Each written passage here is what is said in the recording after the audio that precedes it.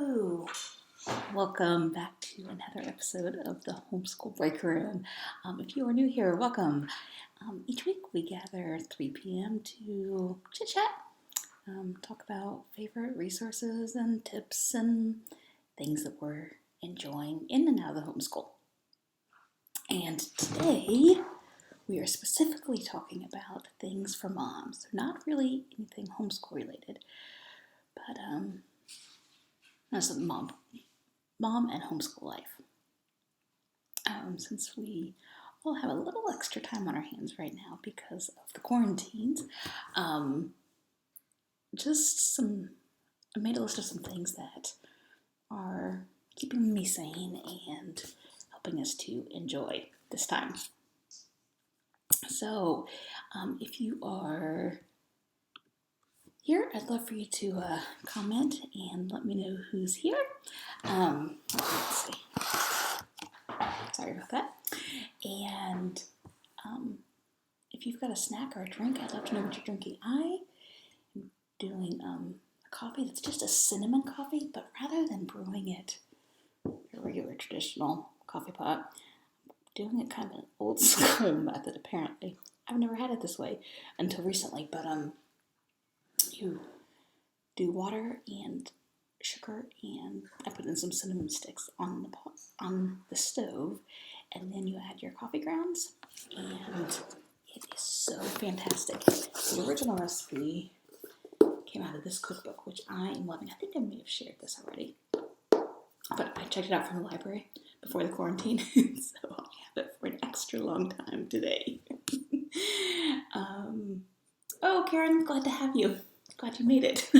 Anyway, the original recipe is with cinnamon and cloves, and I actually have that coming out on a video soon. I don't know when, maybe next week. But it is so good. I never knew what people meant by smooth coffee until this. It is so good. Anyway, if you have something that's you're enjoying right now, a favorite recipe or a TV show you're enjoying or a book, whatever, leave it down in the comments. And we'll get started with things. We'll start with things for the kids. Now, this first one is actually something that, since I had planned it, it may not be quite in timely anymore, but I have created more Lego challenge cards for the summer games, which are now postponed by a year at least.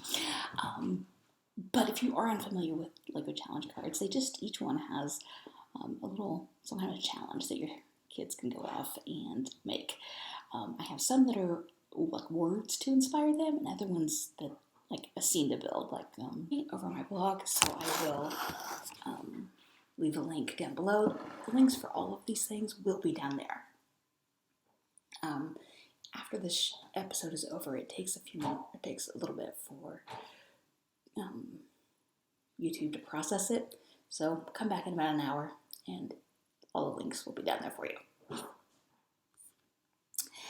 And the next thing is that Amazon Prime has released all of their kids' videos for free right now, even if you don't have a Amazon Prime membership. So, fantastic time to try it out, or just use it to keep the kids occupied. I would say there's probably, some of the early learning, like preschool age stuff is educational, but the rest of it, it's a mix.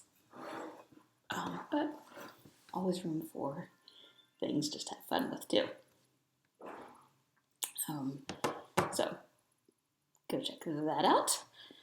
The next thing I would say is for your health.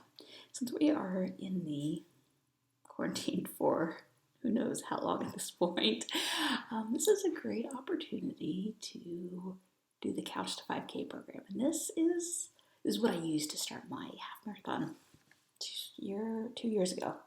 Yeah, about this time 2 years ago, I was starting it. And it's totally appropriate for kids too. So as the name implies, you do not have to be um, a runner already. This is completely beginning running, and I am clearly not a runner. Like, that's not anything about me. But, or I shouldn't say I wasn't a runner before I started this. It is a fantastic program. You do it incrementally, and it's over 9 weeks. There are other ones out there that are shorter. Is this blue version? It's by active.com, and I think it is a fantastic option, or a fantastic choice, and we all have plenty of time on our hands right now, so it'd be a perfect time to get started. Karen says she's reading Embers In. Does that go along with the Green Embers series? I know I haven't read it, but I think Ben may have read Green Embers. But I don't know what that. Oh, Karen, I understand about pavement and knees. Yeah, I get it. But it's a great program, and best thing about it is, if you don't like it, you don't have to continue it. It's just a good way to at least get yourself challenged to do more activity. Something just completely fun. Tom Hanks, as you know, has coronavirus, and there was New York Times has a daily podcast called The Daily, Creative enough, and they released one a couple of weeks ago called The Contagious Kindness of Tom Hanks. And it was such an enjoyable episode. I love Tom Hanks. He became a star during my childhood. Movies like Splash, which I kind of forgotten how, wow. And I showed my kids the trailer, and it's like, oh. You kind of forget about how 80s movie ratings were before PG-13. So anyway, this is just you'll just feel happy listening to this episode, and he's just so wonderful, and yeah, we all need a bit of happiness and hope and joy in the world right now. And now, Big, yes, I loved Big. What a great movie that was. I wonder if Big would or not. I don't know. Anyway, moving on to category of food, one of my favorites. I'll get a sip of my coffee first, though. You know, when you go to the mall or like touristy places and they have the cinnamon nuts going, this tastes like the smell of the nuts. It's really good. It's the same recipe, and I'll post the recipe. You'll see it when the video comes out, but just without the cloves. It is so good. Anyway, food number one, I'm going to post a link to the chocolate chip cookie recipe that my daughter's making right now. It's called, creatively enough, the best chocolate chip cookies. You like the name, Elizabeth? Yeah. And it comes from All Recipes, which has been my longtime recipe go-to site for 20 years now. I found it right after we got married. It's got 15,000 reviews, this recipe does. It is so good. So, I'll link that. That's food thing number one. And then Panda Express, if you live near one. We don't. Nearest one to us is in the mall. I won't be taking this special, but they are right now running a special through April 17th, I believe is what it said. And it's $20 family meal, which includes 2 large sides and 3 entrees. And that is a pretty good deal. It would not feed my family, but it'd be that plus something else would be perfect. So it's a really good deal and an easy way to have a night off of cooking. And,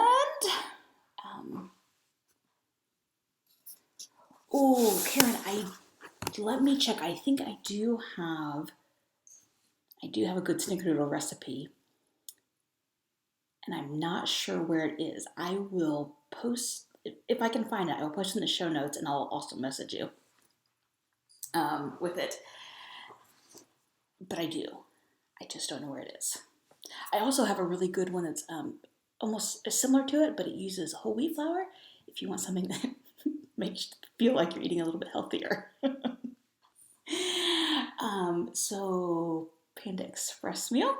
And then Uber Eats right now is doing no delivery fee service. So if that's something that you're comfortable doing, I don't know, some people are, some people aren't, it'd be a good way to support jobs and local places, especially if you found a local restaurant that's participating. You can get it without any delivery fees. We've never used Uber Eats. It's only recently come to my neighborhood, and there are not many places around us. And the places I want delivered, or the places I want, are like a half hour away. So the food's not going to be great by the time it gets to me. But if you have lucky enough to have good restaurants right near you, it'd be a good way to support people. And sorry, my internet might. Did I just go off? I may have.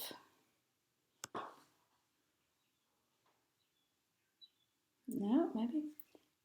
Did I just disappear? I don't know. I apologize if I did. Corona crazy life. As I keep telling everything that's weird, I just say it's Corona crazies. Anyway, my internet's not fantastic because, like many of you, my husband is working from home now, and he's in a meeting right now, which he can't exactly choose his own timing.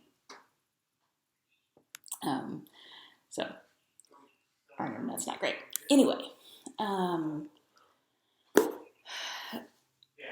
one more recipe idea for you is the Eat Mexico cookbook. I absolutely love this one. It's by Leslie. I can't even try to pronounce her last name. It is so good. She is a journalist. So her pictures and the way she approaches the book is just beautiful, because it's more of a story. And I love cookbooks that are story-like in nature. But she goes through recipes you would find on the street, recipes you'd find in the market, in the countryside and home, etc. So it's just a beautiful one. And the coffee recipe that we like so much. I haven't tried this one yet, but it looks fantastic. It's a fried chorizo and potato sandwich. It's like all my favorite things in one thing. Here's a picture of it. It looks, I think I gained 2 pounds just looking at it. Anyway, this picture from the coffee one is so good. So if you like cookbooks that are kind of storybook in nature, or you just like Mexican cuisine, definitely check out this one. Let me double check, make sure I don't have anything else on my notes. I do not. But if you're looking for something to binge watch on Netflix, the first one I'm going to give you is a prime example of the word vapid. But I can't help watching it. It's a great binge-worthy show. It's called The Girlfriend's Guide to Divorce. It is not kid-appropriate.